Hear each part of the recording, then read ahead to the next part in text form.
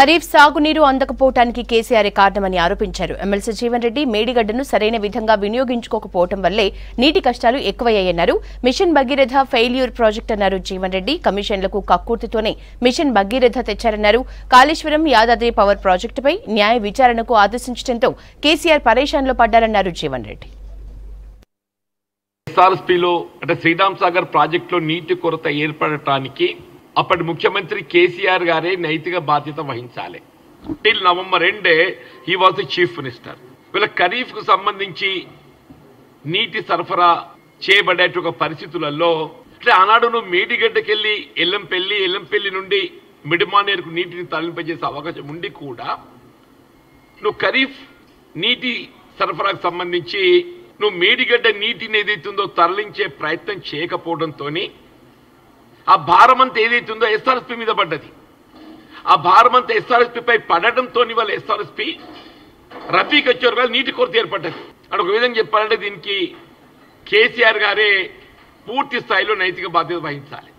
వీళ్ళ మిషన్ భగీరథ అరే నేను mission Bhagiratha is totally it's not only failure ప్రాజెక్టే.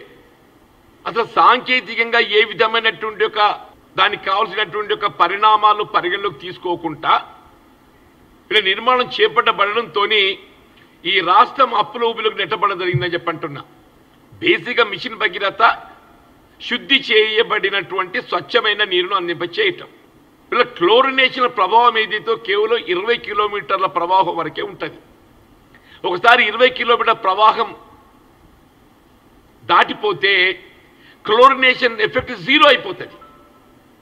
It's technically దాన్ని ఏదైతుందో నీ కమిషన్ల కక్కుర్తితోని ఇలా పైప్ కంపెనీలతో కమిషన్లు కుదుర్చుకోవడం ఏదైతుందో కక్కుర్తితోని ఇలా రాష్ట్ర ప్రజానికి అప్పుల ఊబిలోకి నెట్టడమే కాకుండా ఇలా ప్రజలు ఇవాళ తాగునీటి కొరకు ఏమన్నా ఇబ్బందులు ఎదుర్కొనే పరిస్థితి వస్తే కేసీఆర్ నైతిక బాధ్యత వహించాలని చెప్పంటున్నా.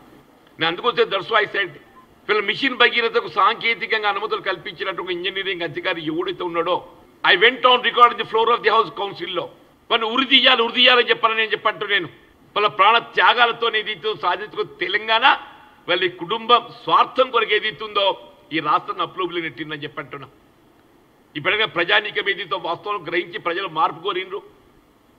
ఇలా 100 దినాల్లో 100 days with in 100 days I'm telling నాకు 40 సంవత్సరాల సుదీర్ఘ ప్రజాజీవిత అనుభవం ఉందని చెప్పంటారు. 4 దశాబ్దాల ప్రజాజీవిత అనుభవం ఉందని చెప్పంటారు.